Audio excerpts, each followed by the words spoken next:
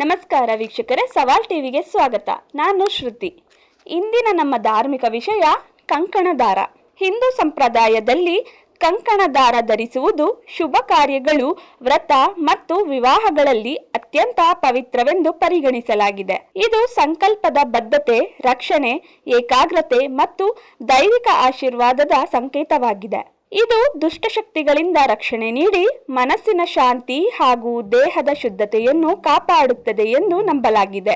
ಭಾರತೀಯ ಸಂಸ್ಕೃತಿಯಲ್ಲಿ ಕಂಕಣ ದಾರಕ್ಕೆ ವಿಶೇಷವಾದ ಧಾರ್ಮಿಕ ಮತ್ತು ಸಾಮಾಜಿಕ ಮಹತ್ವವಿದೆ. ವಿಶೇಷವಾಗಿ ಹಿಂದೂ ಸಂಪ್ರದಾಯದಲ್ಲಿ ಮದುವೆ, ಉಪನಯನ, ವ್ರತಗಳು, ಪೂಜೆಗಳು ಮತ್ತು ಶುಭ ಕಾರ್ಯಗಳ ಸಮಯದಲ್ಲಿ ಕಂಕಣ ದಾರವನ್ನು ಧರಿಸುವ ಪದ್ಧತಿ ಇದೆ.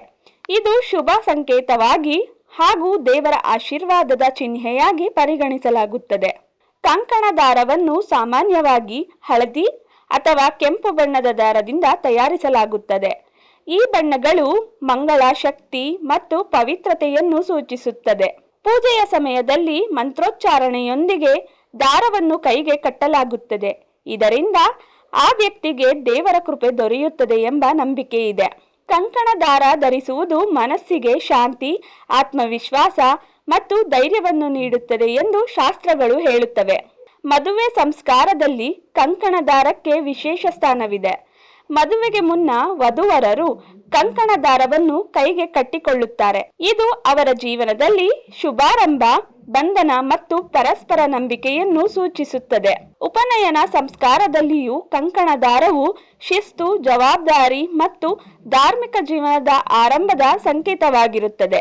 ಆಧ್ಯಾತ್ಮಿಕವಾಗಿ ಕಂಕಣ ದಾರವು ನಕಾರಾತ್ಮಕ ಶಕ್ತಿಗಳಿಂದ ರಕ್ಷಣೆ ನೀಡುತ್ತದೆ ಎಂಬ ನಂಬಿಕೆಯೂ ಇದೆ.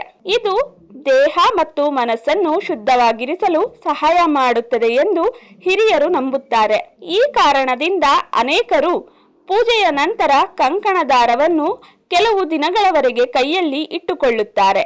ಕಂಕಣ ದಾರವು ಹಿಂದೂ ಸಂಸ್ಕೃತಿಯಲ್ಲಿ ಮಹತ್ವದ ಸ್ಥಾನವನ್ನು ಹೊಂದಿದೆ. ಇದು ಕೇವಲ ಒಂದು ದಾರವಾಗಿರದೆ ಶುಭತೆ, ಪವಿತ್ರತೆ ಮತ್ತು ದೇವರ ಆಶೀರ್ವಾದದ ಸಂಕೇತವಾಗಿದೆ. ಇಂತಹ ಸಂಪ್ರದಾಯಗಳನ್ನು ಉಳಿಸಿಕೊಂಡು ಮುಂದಿನ ಪೀಳಿಗೆಗೆ ಪರಿಚಯಿಸುವುದು ನಮ್ಮ ಕರ್ತವ್ಯವಾಗಿದೆ. ಹೀಗೆ ಹೆಚ್ಚಿನ ವಿಡಿಯೋಗಳಿಗಾಗಿ ಸವಾಲ್ ಟಿವಿಯನ್ನು ಸಬ್ಸ್ಕ್ರೈಬ್ ಮಾಡಿ. ಈ ವಿಡಿಯೋ ಇಷ್ಟವಾಗಿದ್ದಲ್ಲಿ ಲೈಕ್ ಮಾಡಿ, ಶೇರ್ ಮಾಡಿ. ನಿಮ್ಮ ಅನಿಸಿಕೆಗಳನ್ನು ಕಮೆಂಟ್ನ ಮೂಲಕ ನಮಗೆ ತಿಳಿಸಿ.